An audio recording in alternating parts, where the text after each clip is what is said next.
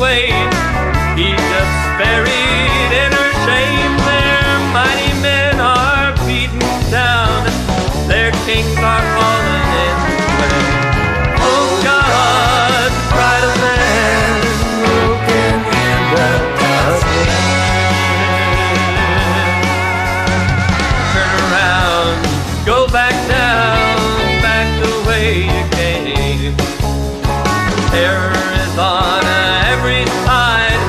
Below the leaders are dismayed, and those who put their faith in fire, their faith shall be remain. Oh God, pride of man, broken in the dust again. Turn around, go back down, back the way you came. Shout a warning to the nation that the sword of God is raised against Babylon, that mighty city, rich in treasure, wide in fame. Oh God, pride of man, broken in the dust again.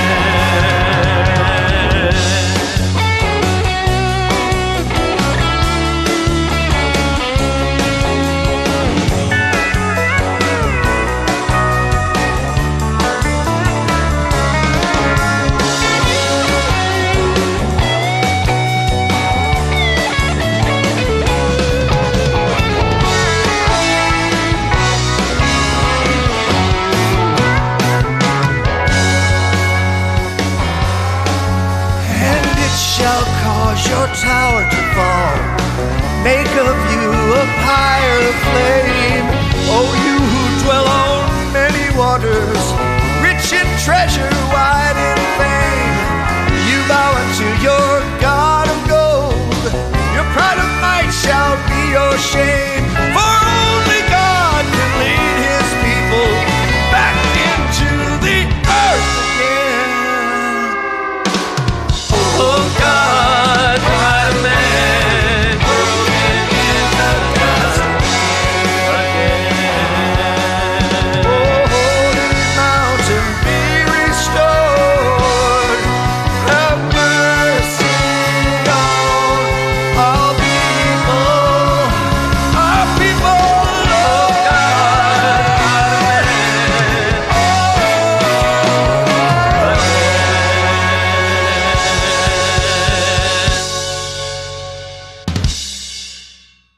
So welcome, everyone. We're excited to have Chris P. James back on the show. He's a frontman of the Burrito Brothers, and many of you know the Burrito Brothers, starting back with the Flying Burrito Brothers. And this is the second time Chris is joining us on the show. They have an awesome new album out that you should go check out. It is called The Magic Time Machine of Love, and it's got a little bit of something for everyone in there. I love it. Just go to theburritobrothers.net. So welcome back, Chris. How are you? I'm fine, thanks, and thank you for having me. It's a pleasure to be here and really appreciate it. Yeah, this album, and like it really does have different eras of music in it, and it just feels so good. And you put one of my favorite songs of all time, Whiter Shade of Pale, on there, which thank you Mm. for doing. And you made it your own. So I want to talk about that. But I remember last time you were on the show, you were talking about taking some of the older material with Gram Parsons and using his voice. And so you did. Yeah, You got yes. you. I was just like, there's a ghost from the past on here, you know? I think it's neat. I mean, what's Cool. the group to come up with a quote unquote new Grand Parsons tune than the group he started all those years ago? Yeah. We through personnel changes all through the years, it still is the group that he started. It never wasn't going. Yeah. So we take a lot of pride in that and feel a desire to live up to the legacy. And I believe that the uh, main thrust of the idea for this new track, it's Pride of Man, which is an old something of a folk music era standard written Mm, by Hamilton Camp. A very famous version was done by Quicksilver Messenger Service on their mhm. first album. Gordon Lightfoot did it. Arlo Guthrie did it. There's a bunch of covers of it. And Graham there's a recording of Graham just playing Gram Parsons playing a acoustic guitar and singing, and we took up the challenge of seeing if we could make a track in the keeping with the arrangement, more like Quicksilver Messenger Service, only featuring our pedal steel guitar player, Tony Paoletta. And we needed it to be of a tempo that worked and Hmm. in the key that worked, and both magically did turn out just fine. And I think that we owe a tip of the hat to the Beatles because of the way they recorded a new track with an old John Lennon vocal from that they isolated in this way. Right. So I got to talking to the other guys and engineer and said, how hard would this be to do? Can we isolate Graham's voice and make a track that we fit it onto and have a new Gram Parsons recording? And part of the reason the album is called The Magic Time Machine of Love is because I kept kind of stumbling into the idea that something magic happened. And I think you could say that about this, that Yeah. it's a little more than just nuts and bolts putting stuff together. We lucked into it working out in ways that we didn't necessarily have control over, like the key and tempo and all. And so, the Yeah. Little magic dust. yeah, a little bit of Yeah. dust. Yeah. Yeah. Well, I thought what's interesting, it's got a theatrical vibe. It's almost like a rock opera to it in a way when you're listening, and your harmonies, like before the last album too, are just killer. Like you guys Okay. really know how to put it all together. And, listening to Whiter Shade of Pale and then going on to the next song right after, I was like, wow. The Captain song, I don't have it right in front of me, the name. Captain Bobby Stout. Yeah. Yeah, Yeah. I was just like, no way, this is some epic stuff. Like, who's creating music like this now? This is so cool. So I I don't think think it's any gonna resonate. are. I love that. That is like, I love that song. I Yeah, love, love, love that we're song. for the people who miss uh the classic era, who miss music being made the way it was for so many years and doesn't get made that way often enough these days. I wouldn't claim that nobody does it, but it's certainly less common among people a whole lot younger. And we Burrito Brothers, being a legacy group, feel the responsibility to live up to the beautiful history and legacy of this fine group, and so we think in those terms. And I always liked the idea of making an album as a complete artistic piece of work that tends to hold together, tie together. So I really appreciate that you saw it that way. Yeah, no, it feels good. And it's like, because music, even though we have different eras of sound, right? It's still timeless because it Oh yeah, stays with you. Good stuff stays with you forever. So it yeah. doesn't matter what era. And I think it's interesting too that we tend to, I think as humans, like hover around music that we grew up with as kids. And it sticks with us and stays with us. And so when you have music that resonates with that kind of era of sound or style of sound, it kind of makes us feel like we're back at home, and yet we're in a different era. Does that make sense? We're jumping Oh, time. So absolutely. it's And the time machine again. Here it is. that's It's the the time machine. machine of love. Yeah. Yeah, that was my working title. Knowing that I was going to approach this album uh, and present it to the guys and see if it got their approval, which it did, of the idea of music being a time machine that carries you through past days and many years, and it transcends time. It captures a moment in time that isn't just gone. You can return to it because it's on an album.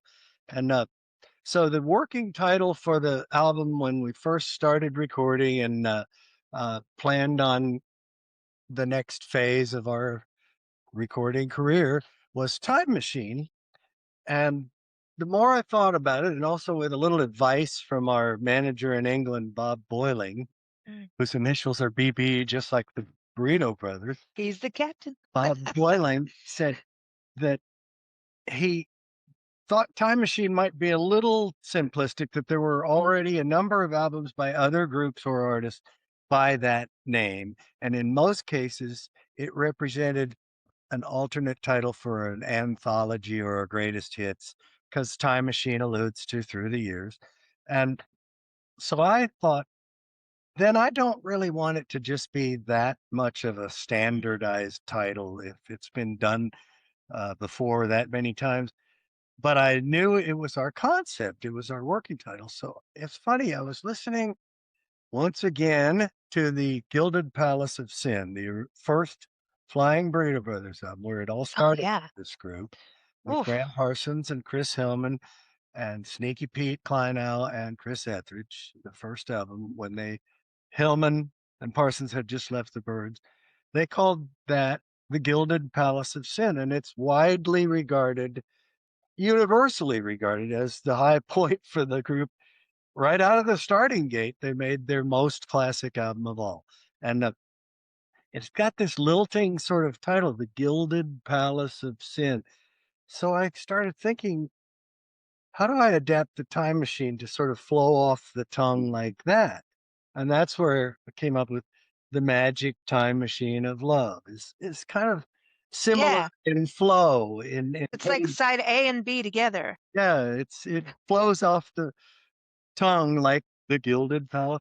And if you think about the season of love Yes. and where we are Well, today, yeah. there's like we are repeating history right now Yeah. in our country, right? In a Yeah. weird way. And Yeah. so I don't know if we want to call it the season of love, but but but there's that cycle. We're just in that Yeah. new cycle. And hell, bell bottoms have never gone out. Right. And I remember when Paul McCartney was, I think it was in that Beatles anthology movie documentary from about 30 years ago, where they mentioned, some interviewer mentioned that Sergeant Pepper's Lonely Hearts Club Band seems to be the watershed moment, the signature piece of 1967 Summer of Love. And his response was that he appreciated that idea, but that to him, it always was A Whiter Shade of Pale by Procol Mm. Harum. And that really resonated with me because I've thought, if I was really pressed to pick my favorite song of all time, which is basically impossible, I'd probably lean toward that one. And Yeah, me too. It is like one of like it's it's like just in a the top 10. masterpiece. It Yeah, is, and it makes no sense. It right. makes absolutely, I don't know where the It paints 16 Vestal pictures. Virgins are, but It you paints, guys did your own thing to in the beginning and how you and then close it off. And then yeah, you bring in the parts that everybody knows and loves, and it's like this it you took it through a time machine. And I was like, that right. is cool. And it was a good setup, right? Well, To have it. my thinking was that there's no way to top the original Procol Harum version that Gary Brooker sang, and I was so into it that I knew that there actually are two more stanzas. There were Keith Reed wrote 4 verses to the Okay. song. I have a bootleg, maybe even 2 of them, where the group played for about 12 minutes playing all 4 stanzas. It's Oh, really cool. So I've heard Gary Brooker sing them, and was aware of that. And they, for time constraints, it wouldn't have been the mega hit that it was if it was 12 minutes long. I would dig it. Yeah. So they didn't use half of Keith Reed's original lyrics. And so I chose to keep the form the same length as the original, but using the alternate 2 lyrics because they're Okay. unfamiliar to most people. And then I Yeah. also remembered that Procol Harum came from a group that was called the Paramounts, and they were in Mhm. England in like 64, 5, and 6. And the last thing they recorded, which didn't get put out at the time, was Charles Mingus' piece called Freedom. And so I thought the diehard fans would catch this. And we quoted Charles Mingus' Freedom music for our intro instead of the all too familiar Bach organ Mhm. piece. Uh, and so we came up with our own version of this stellar, But it's cool. magnificent song.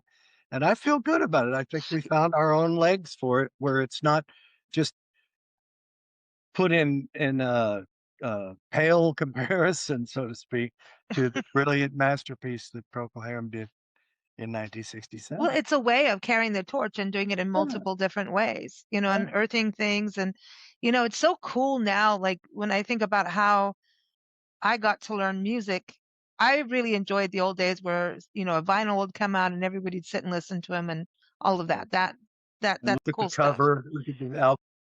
And I remember as a kid trading albums and all of that. It was everything.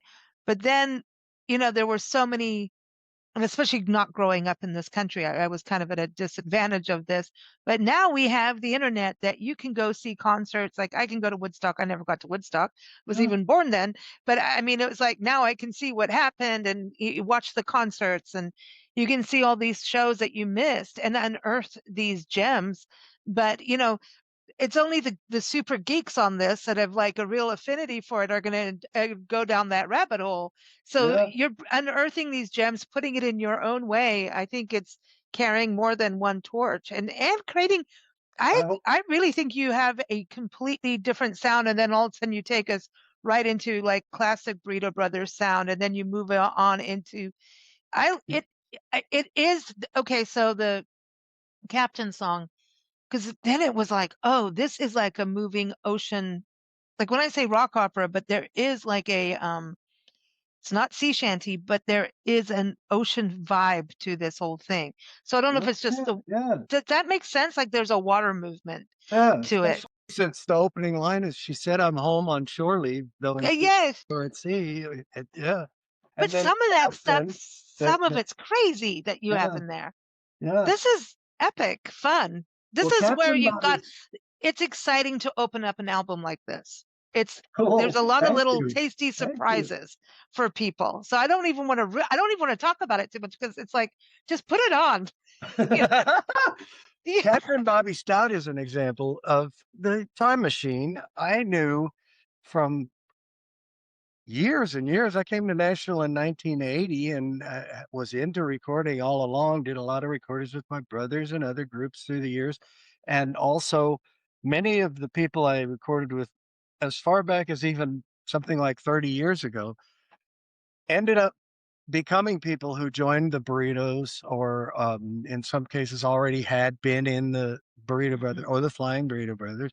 And so I was thinking about my favorite tracks that had never been released. I sort of have these archives that uh, everything hasn't been put out there for the public to hear. And I thought, I would like to go through the very best of that and re-examine it. And I was thinking with this high level of technology they now have to clean up anything if it's a little bit rusty sound and if it needs a little bit of clarity or noise. Mhm. We didn't do anything fake. There's not a Mm. thing that was invented by AI or anything like that. It's always been a pursuit of recording people, of engineers, to improve the sound quality of anything as best they can before it gets released. It used to be called Right. Dolby, sound reduction, Mhm. filters, whatever. Now they tend to lump it all together and call it AI. Well, that can be misused and it can be phony, but it can also be beautifully used and just improve absolutely the human thing that was all along there, just make it more audible. And Mhm. so I went about some of the archives and I realized Bob Hatter died a couple of years ago, and he was the lead guitar player of the Burrito Brothers for about 6 or 7 years. And he was brilliant. He was a wonderful guitar player. And so now there's no way that I can go do a brand new studio session with you. So Mhm. the appeal of Captain Bobby Stout was that that's Bob on guitar. And as far as I'm concerned, it's blazing hot. It's as good a guitar playing Mhm. I've ever heard anybody It do. is badass. Yeah. And so I thought, when I first came into the Burrito Brothers 17 years ago, we kind of thought, what are the Burrito Brothers supposed to sound like? We kind of had some sort of idea of Gram Parsons and Chris Hillman and Sneaky Pete. It has to have the pedal steel. It should have like sort of a nod to Bakersfield, but hippie country rock. All that it was valid thinking at the time, but the longer I was in the group, the more I began to think we should just feel free to put something out that we believe is Mhm. real good. That should be the criteria, and it'll be Burritos because that's who we are. That's what Mhm. our voices sound like. That's what our instrumentation sounds like. But rather than worry about it all having to be some sort of standardized country rock or anything like that, we kind of threw that out the window more this time. Captain Bobby Stout, I don't think is a country song at all. It's a rock song, but it's a real good rock song. Do you think about the era of when country and rock started to merge? Yeah, People think it was in the 80s, but no, that was kind of like country, rock, and pop together. If yeah, you think about yeah, that, the pop thing. But yeah. before that, there was. I mean, look at even Moby Grape. Moby Grape and Oh, Flying they had Burrito country Brothers are flavor. like they're like a, that Yeah, it's like if you look at a menu, those two are always on the menu together, yeah. you know? There's a And that bunch was of kind of, those, even Grateful Dead and Pure yeah, Praise, Coco, even Buffalo Springfield. They a totally. lot of country And influence. even Neil Young is kind of like that, although Yeah. he would get really pissed with me saying Come that to right think of it, now. what even the Monkees. The Monkees had a Hmm. lot of country flavor.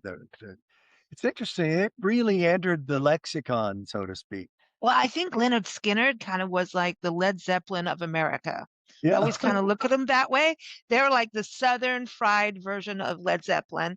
And Yeah. then rockers in the States, especially if you think about the whole like Florida sound, the East sound, Southeast sound, Yeah. was kind of like, oh, we've got these blues flavors that, is part of our roots, but now we can rock out like them, but we're still Southern. And I Yeah. think that's what did it. That's just my own personal And belief thing, perhaps the Eagles, when they got more and more into Yes. rock, when they Yes.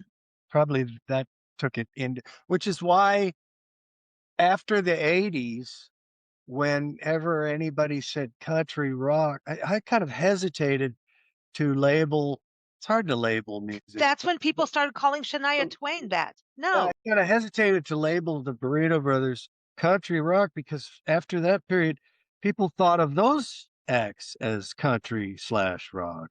So I don't know. It was more of a hippie country and rock hybrid, uh, and Yeah. I like that. I love the idea that it always was some form of hybrid. It bridged different genres together with the pedal steel guitar coming to the forefront and the harmonies and the vocals kind of owes a nod to probably the Everly Brothers more Hmm. than most, or Graham and Chris Hillman, of course.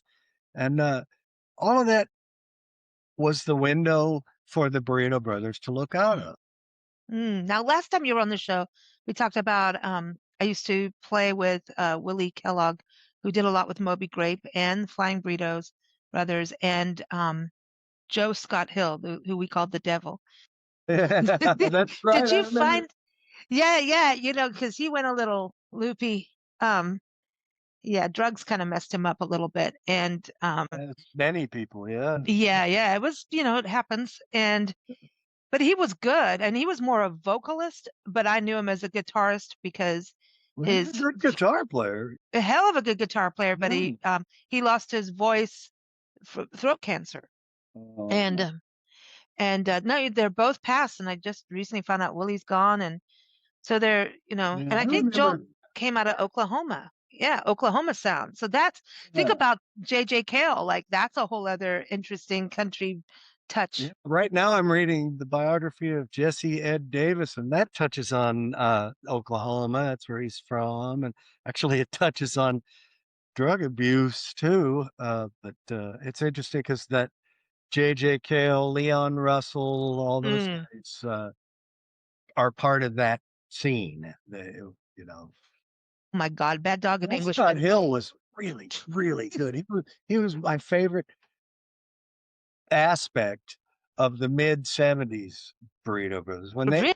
Flying Burrito Brothers regrouped to make the Flying Again and what was the other album called? Flying Again and Airborne. Uh Joel Scott Hill was the best singer in the band, I thought. Although they were good, Gib Gilboa was a darn good singer, and Gene Parsons was in that band. Um, Hmm. so yeah, they Yeah, were. he did sing even after the cancer part, but I was doing his parts for him. But then we did this one show and he did some singing even after the cancer part, but like he was really just more like yelling it, you know what I mean? Yeah, it But it wouldn't was, have been quite the singing that he but did his in guitar playing, 1975. And he was heavy-handed as a guitarist. Very yeah, heavy, you know. yeah, he had that blues bass, canned heat, Yeah. the blues licks kind of bass. Actually, he taught me some bass stuff. Yeah, he taught me Yeah. blues bass stuff. When I think back to it, he was just really, yeah, he also kind of had less is more, but then when he did the more, it was like, holy cow, you better, Yeah. that's pretty wild, you know? Apparently, I don't know enough.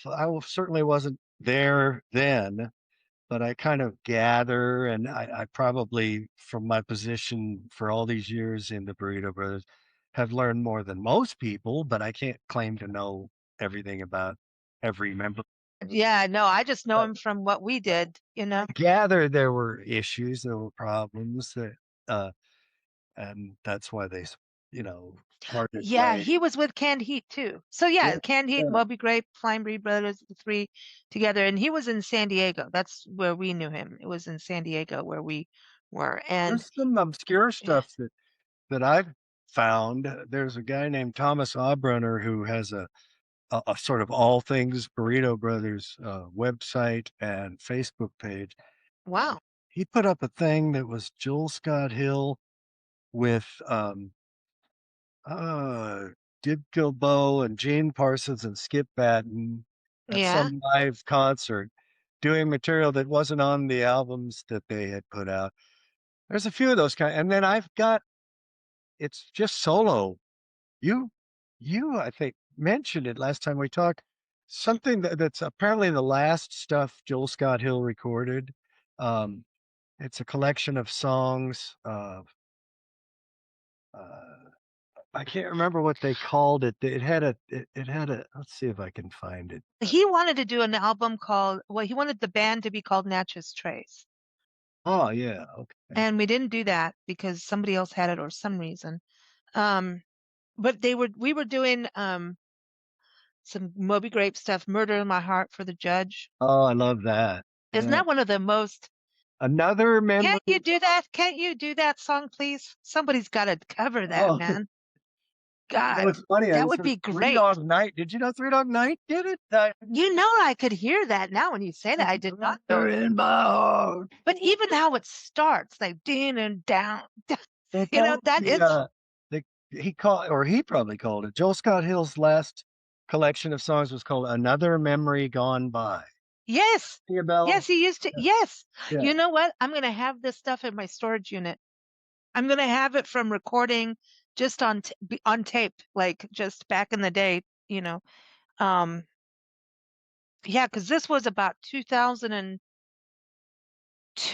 2003. Sounds about right. I heard that he was in Kansas, which is where I'm from. Yes.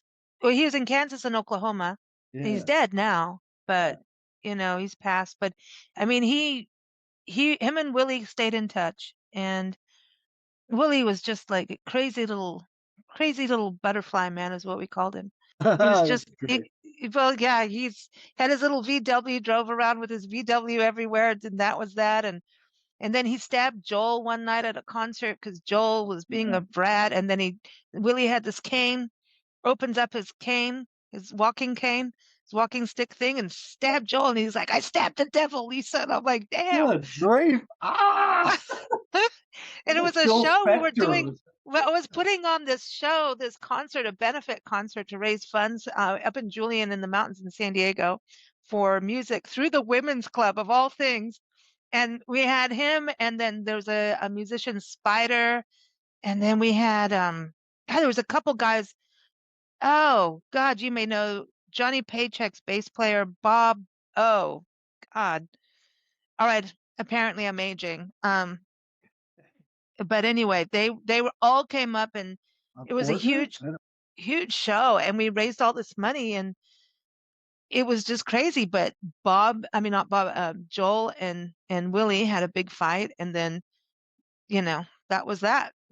And then Joel got up and he borrowed a guitar from Bob from Johnny Paycheck time, and he took his guitar and started just like smashing it at the guitar stand, the mic stand, and just using that as like a slide. And I was just going, oh, but it was pretty cool. It was wild.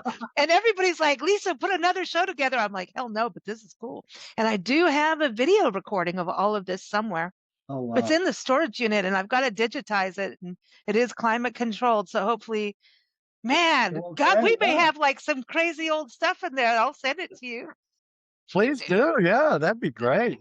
God, just out of, but did you find any Joel Hill Scott stuff? Yeah, that one thing, another memory gone by. Yeah. Yeah. So you guys played it ever, or? We haven't done anything with it. I've listened to it. It's real simplistic. It's just him and guitar, a collection of songs.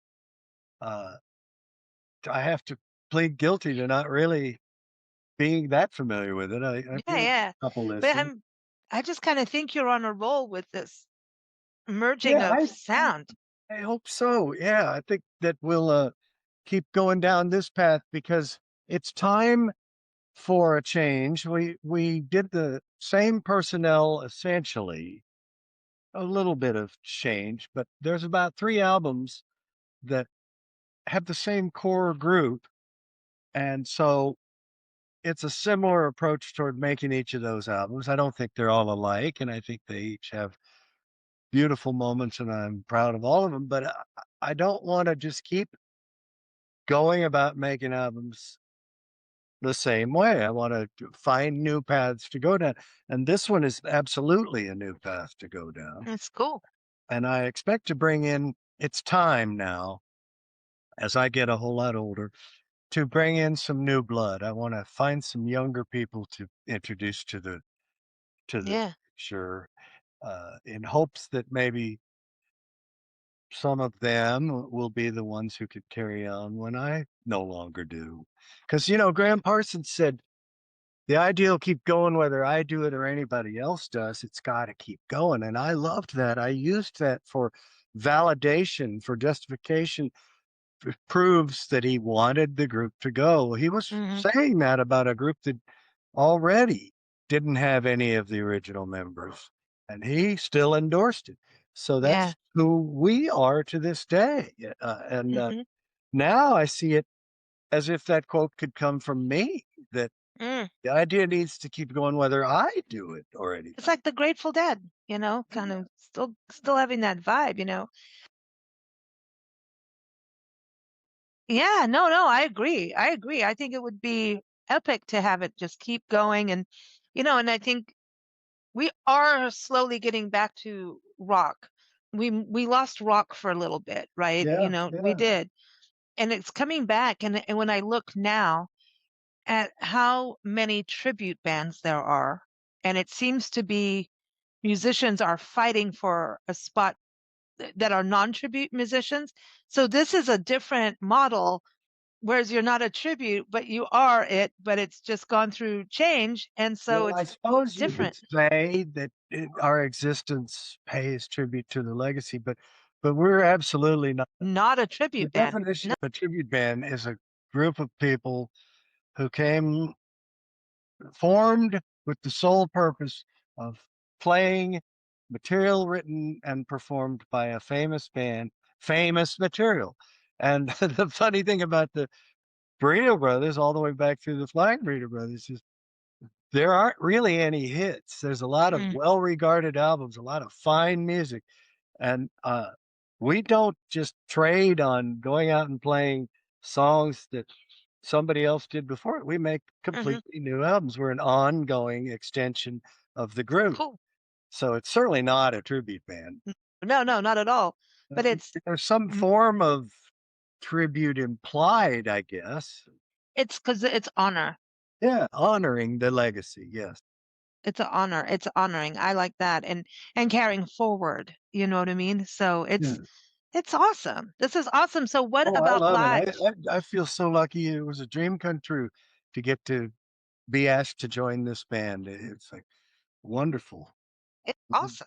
Yeah. It's awesome. It keeps going, and so what about live music? Are you guys going to tour this? Like what's happening in regards to We don't have people? any tours planned. We do the occasional show here and there. The thing is, at this point, as old as all the guys are, which is part of why I allude to wanting to get some new blood in, um, they're all really successful studio musicians Mm, who have lots of contacts. I mean, we've lived in Nashville so long and done just the other three guys more so than me. Tony Paoletta on pedal steel, Steve Allen on guitar, who also plays bass, and Peter Young on drums, who also sings and is a studio engineer, has his own place in the RCA building.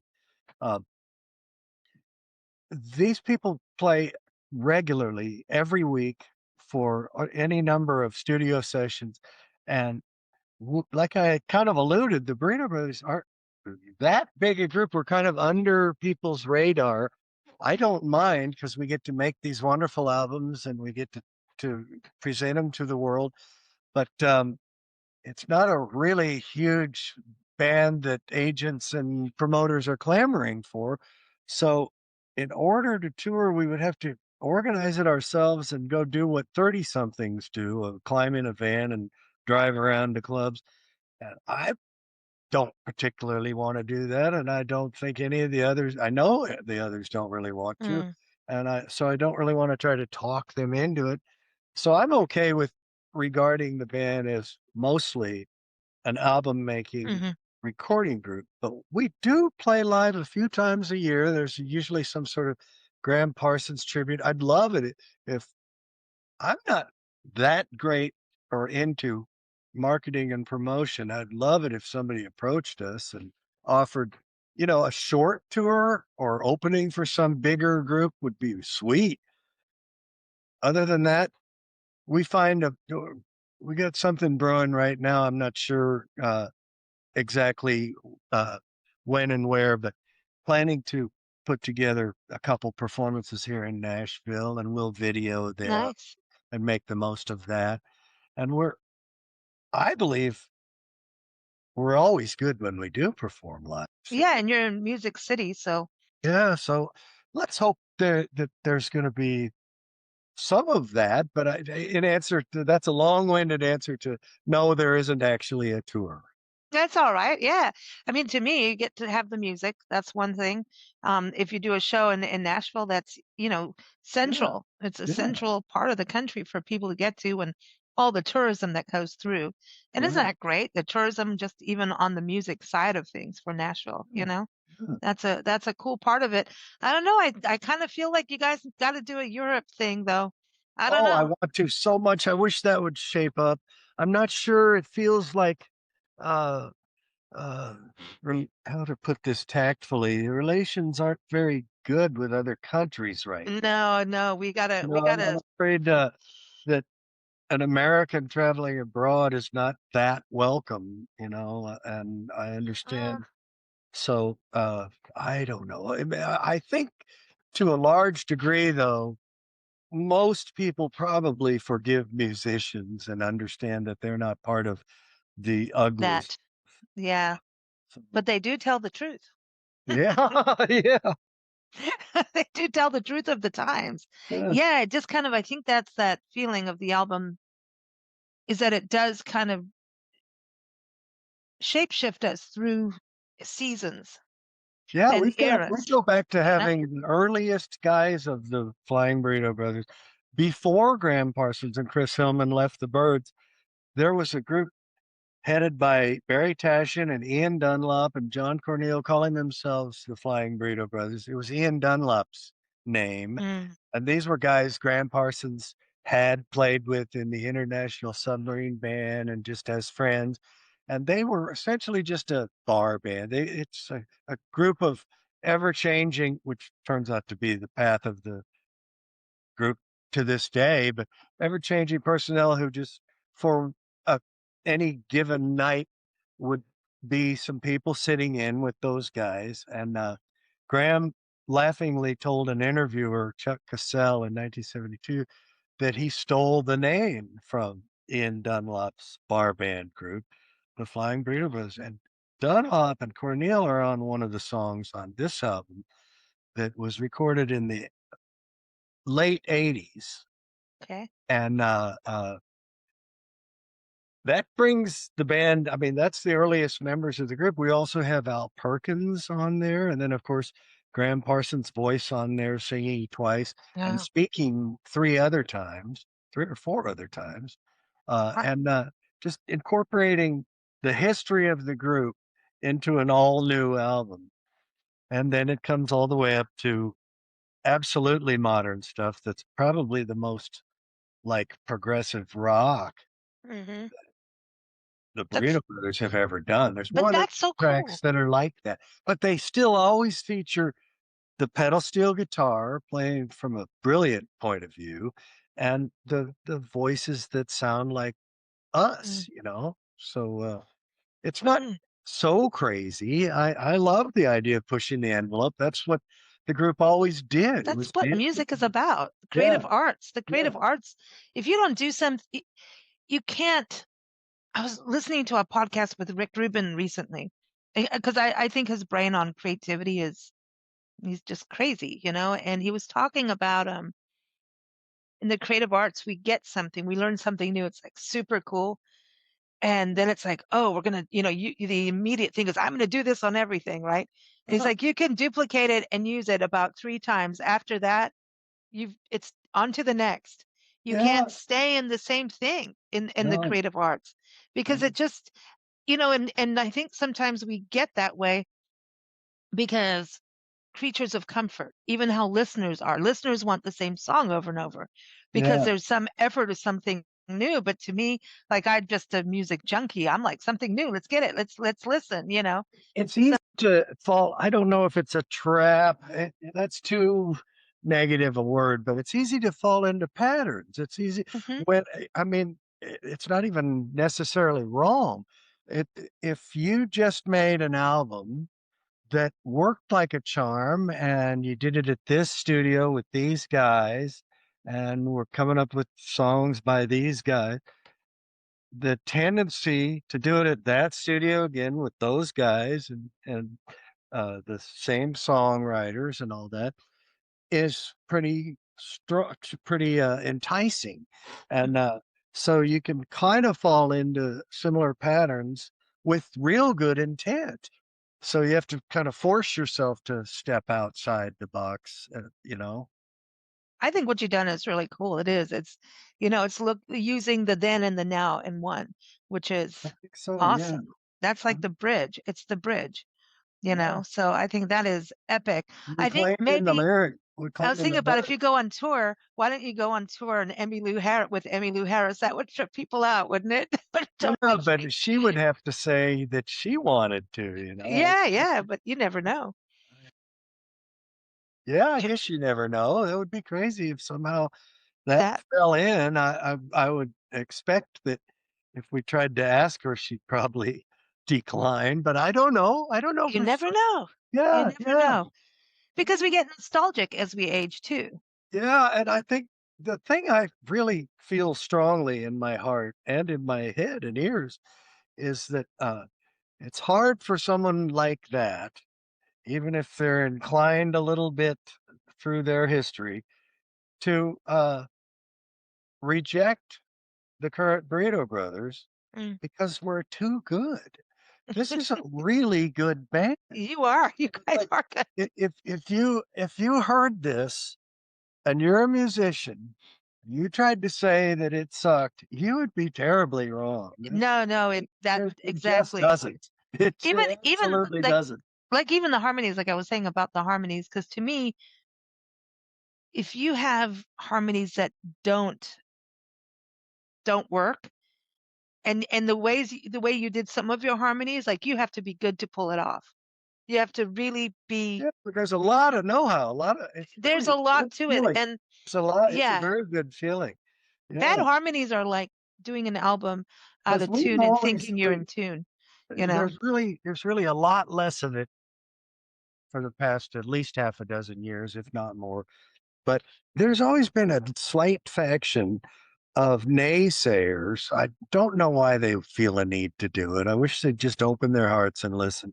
But naysayers who kind of go, well, you guys aren't the real Burrito, you don't count. And it's like, well, if you look at the history, you're going to have a hard time putting your finger on the one who you can claim is the absolute definitive only real Burrito Brothers. Unless maybe you I'm claim that sorry, but that you're not very immortal. first one, the very first one, only made one album. They already shifted personnel for album two. And even if you hang with the idea that they're similar, and they still have both Gram Parsons and Chris Hillman, by album three, Gram Parsons is gone. And the group never quit going for 57 years. So there is no absolute, iconic, definitive Burrito Brothers. It's an ever changing, ever morphing group that made good music all along.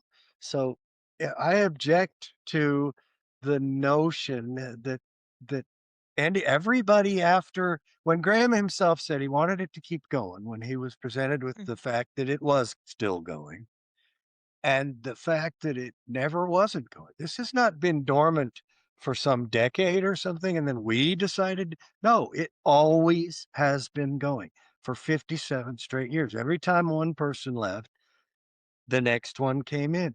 This is the group Gram Parsons started, and it never wasn't going. So, Mm, yes, we are the real Burrito Brothers. We even were yeah. required by our record deal 15 years ago to obtain the trademark rights to the name, and we Mm. ran that by Chris Hillman, who knows about it and accepted it. It's it is the Is what it is. we And now you are the got Graham Burrito on the Brothers. album.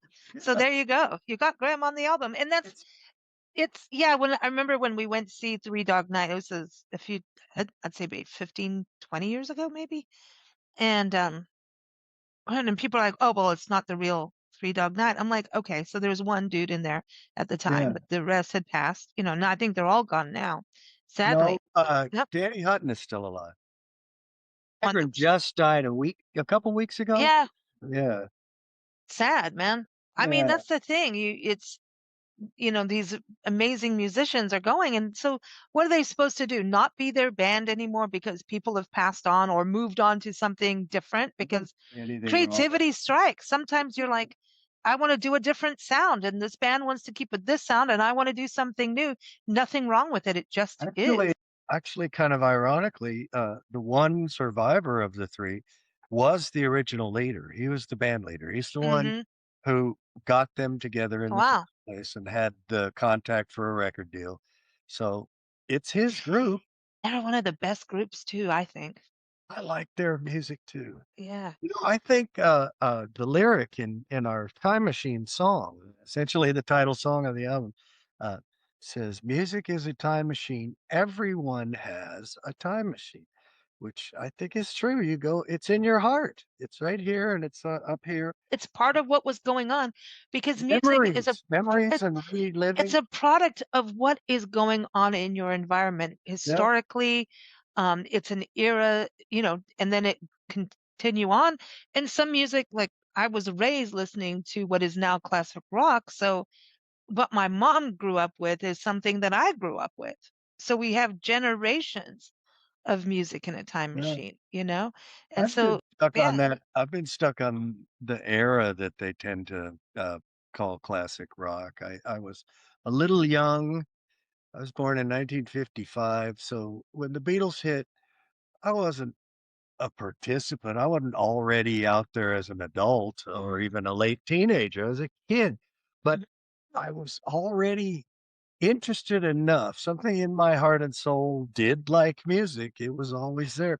And so it hit me how brilliant all those acts were. And then as time moved on and it seemed to stray, the first real inkling of music not going where I really preferred would probably be disco and then rap and all the electronic Yeah. non-musician popular product I didn't care for. I liked musicians and I look back and think that from the 60s and 70s is the golden age of brilliance, a Renaissance Mhm. era, and they were so good back then. And I listen to that too. I sometimes just, you know a song really well, like Hotel California, which gets annoying because people play it over and over on radio yeah, stations.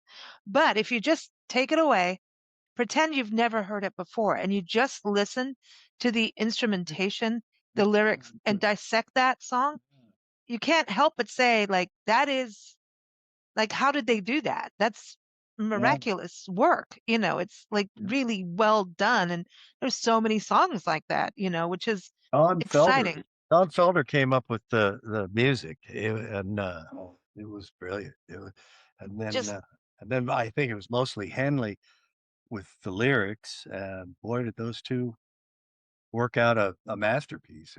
that just it just comes together. Like I Yeah. think that about Whiter Shade of Pale. It's just Oh, one of those songs that, when you write it or you put it together, you may go like, what the hell is this? But it just feels right. And it is. It's just one of those songs it's that are amazing brilliant. And it just feels right every time I hear it. It just for lyrics that sort of don't make sense. You can follow them. They're sweet to sing. They flow and they create pictures and images. I don't think it's true that it doesn't make any sense. I don't think it's all yeah. nonsense, but it's very abstract. It's It sounds like you're in a dream to me. I yeah, always thought of yeah. it. It was like a dream where you're going into different places, or like in a movie, you're in different scenes. I've And always been that's, amazed at I Am the Walrus by John Lennon, by the Beatles yeah, in that regard, because that's just almost nonsense lyric. That's gobbledygook, and yet I I could am s- the Eggman. whenever it flows, it just works. It's amazing. I've heard that part of the motivation for Lennon was that people kept asking, "What do these lyrics mean?" like in a day in the life or something. What are the, so he apparently decided to really throw him something to chew on. It's like, well, Do you know what the Eggman, have who the fun with Eggman is? this. Do you know who the Eggman is? Well, The Eggman is Eric Burton. I just read that's this right. I remember reading that. Yes, that some girl like broke an egg on him while they were, making love, and that's how he got the I am the Eggman.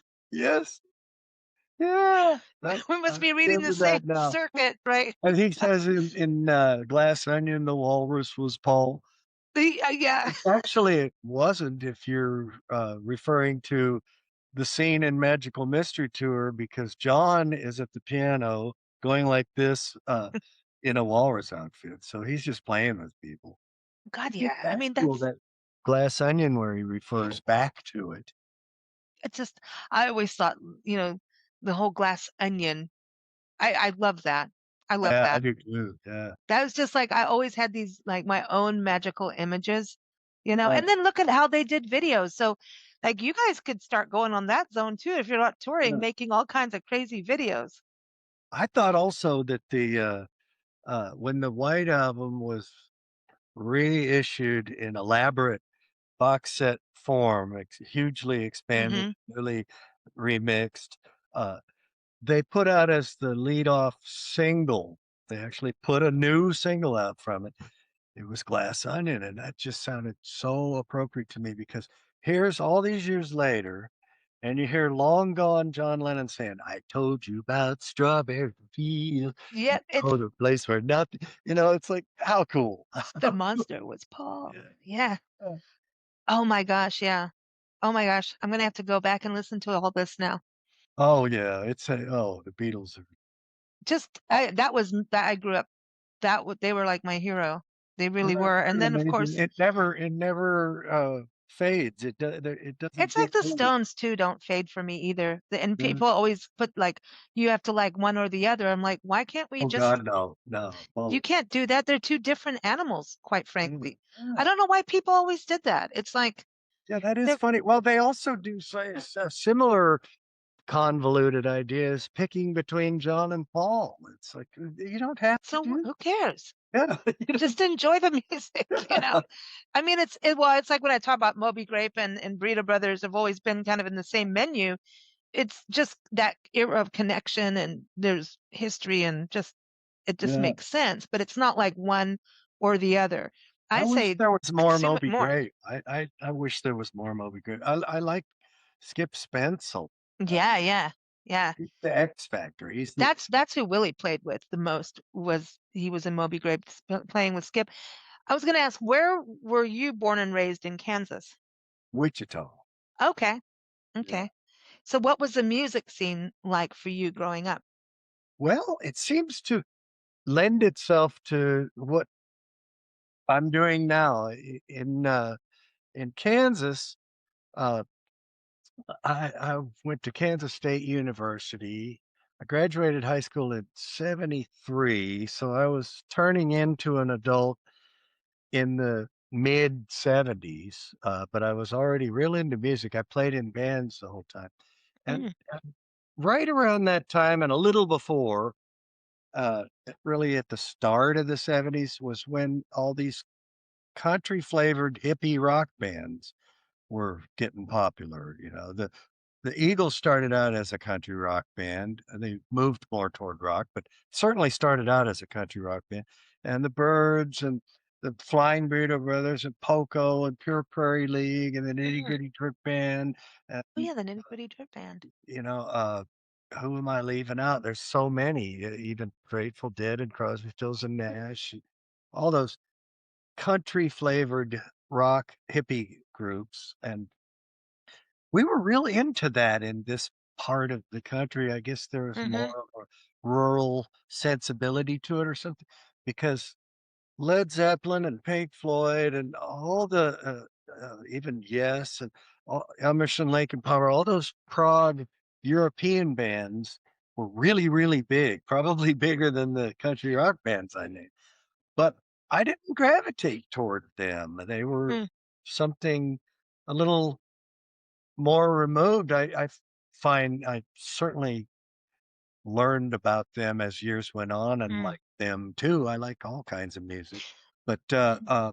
we sort of geared toward that slightly country hippie music, and But it goes with the area. I was wondering about that because of all of our travels, and when we drive through areas, there's certain music that matches the region and the yeah, place. I mean, obviously, but like when you were thinking about like John Mellencamp, I can't remember which one it's supposed to be, but he's that way too.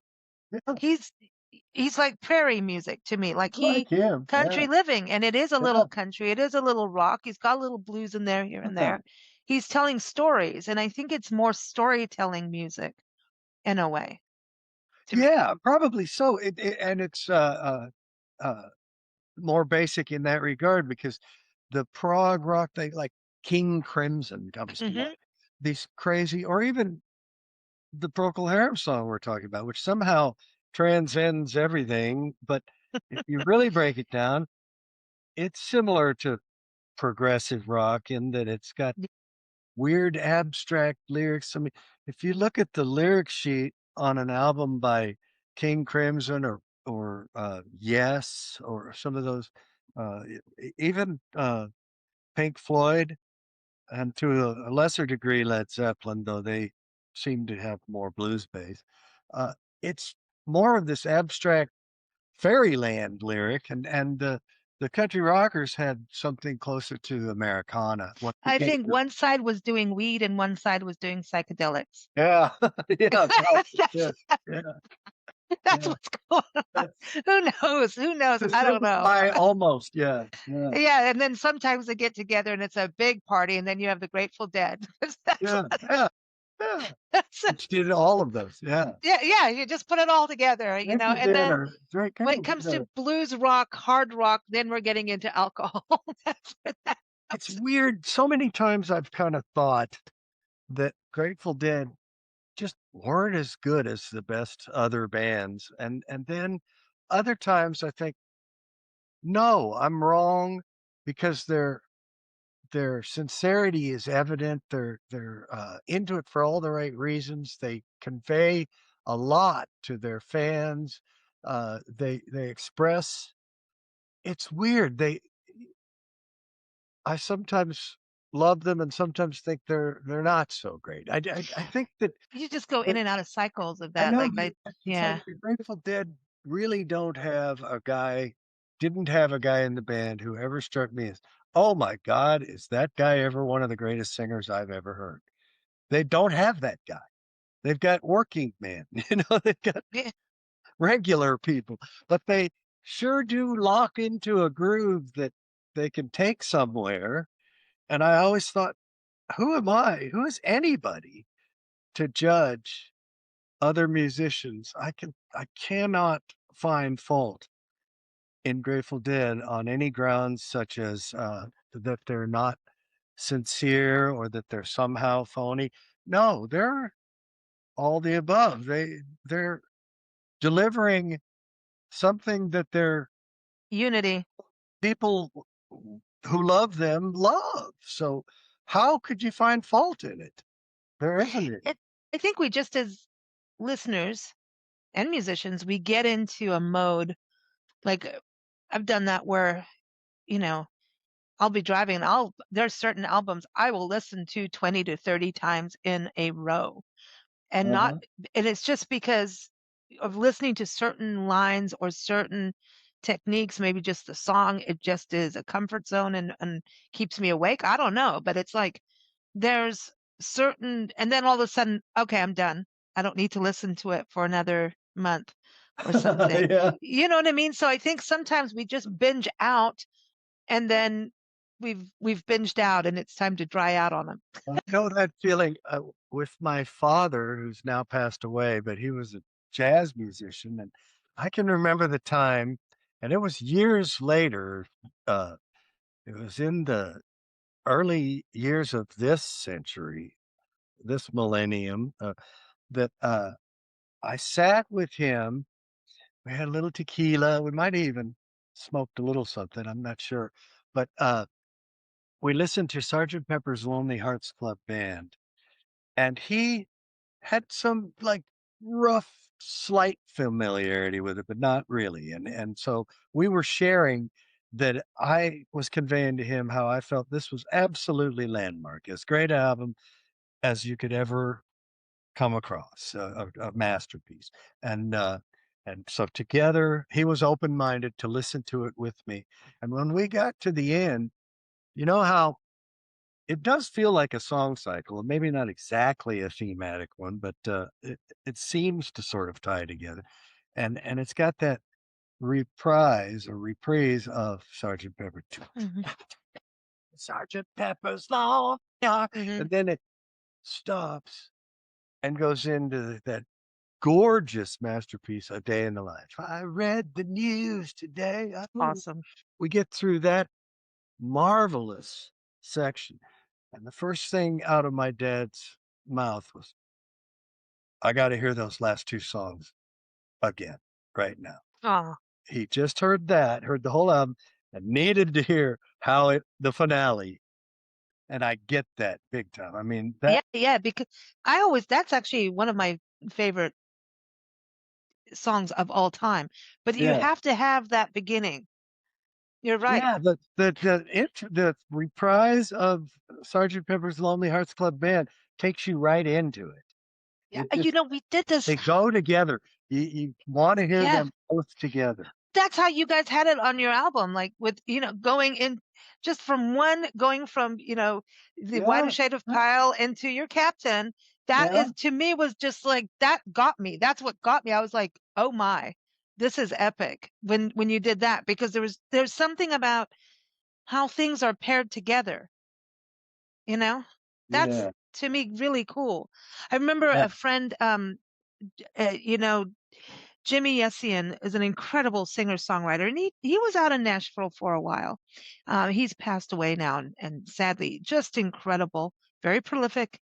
Did a lot of session work, a lot of, you know, and he had written a song for his dad, and the song really talked about how his dad was in World War II, how they didn't talk about it, and then how he visits his dad's grave and now understands how, his dad didn't burden him as a kid with all of, just this Cool. reflection and love for his dad. Yeah. And so anyway, we did this show for, I think it was Memorial Day or Veterans Day, Memorial Day, and with a lot of different military. And it was back when we were allowed to play music on podcasts. And so, with his permission, played that song. And then we did something in between after the song, and I played a recording of taps between his song and the next interview or something. And he emails me as the show's airing, why didn't I think of taps at the end? Oh, That is wow. brilliant. I want taps at the end. That is brilliant. And I didn't think of it that I added to it. I was just doing a balance in between to remind people of Can I the steal that idea? somberness. I think it is brilliant. My dad was a trumpet player, and it would make me think of him. It would be my tip of the hat to him. Has anybody done that? Do you know of an album by a famous No. group that the end of the album is da, da, da, Yeah. da, da. That's sweet. Yeah, it Wow. is. He was just all like, now, like he wanted to go record it all.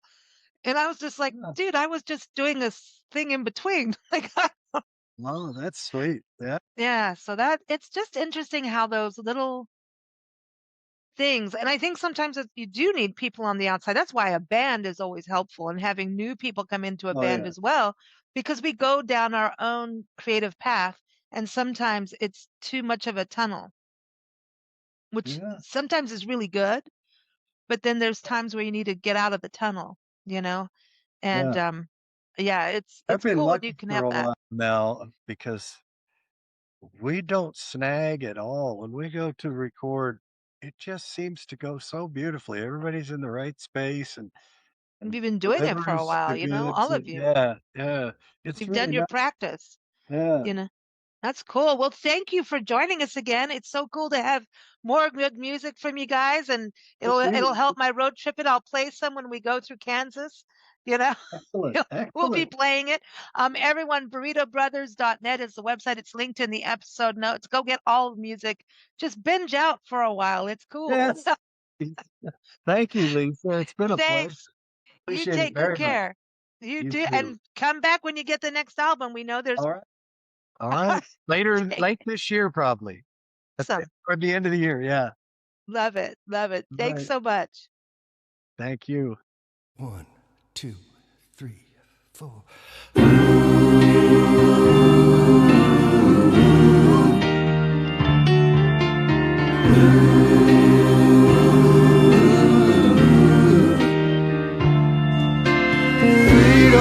Freedom for your brother. Freedom for your sister. Freedom for your father and mother. But no freedom for me.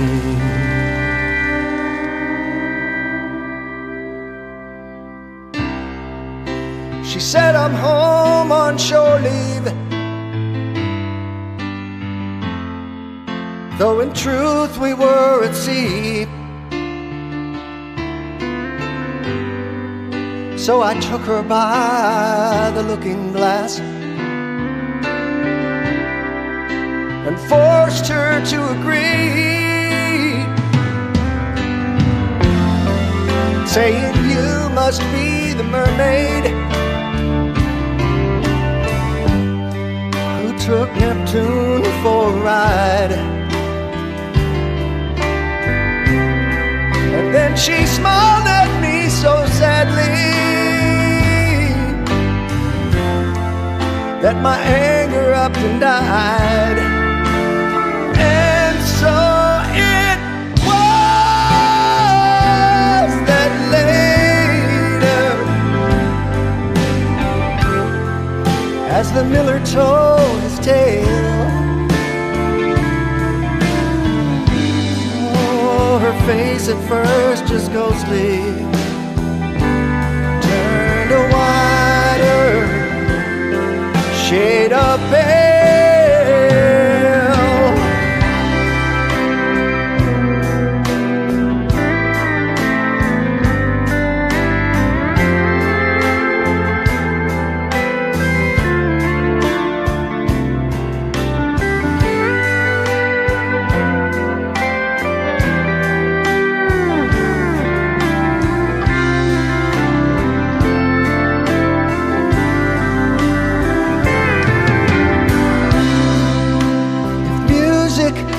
the food of love, and laughter is its queen.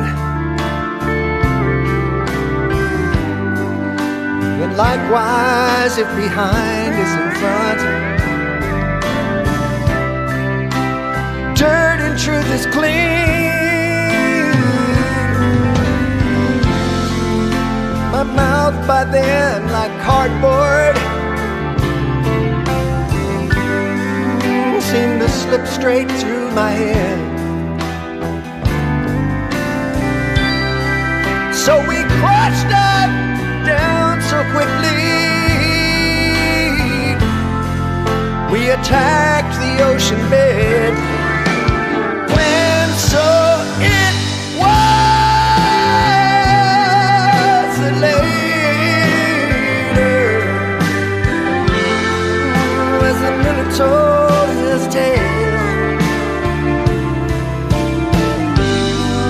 that her face at first water, shade of pale.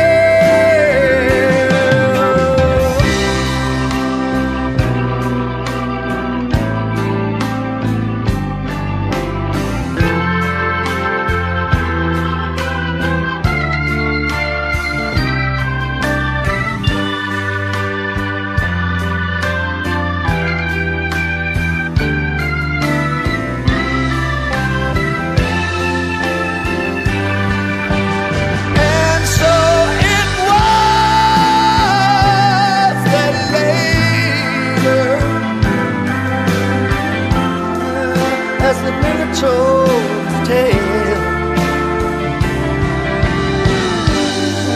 that her face at first was ghostly, turned to water, shade of pale.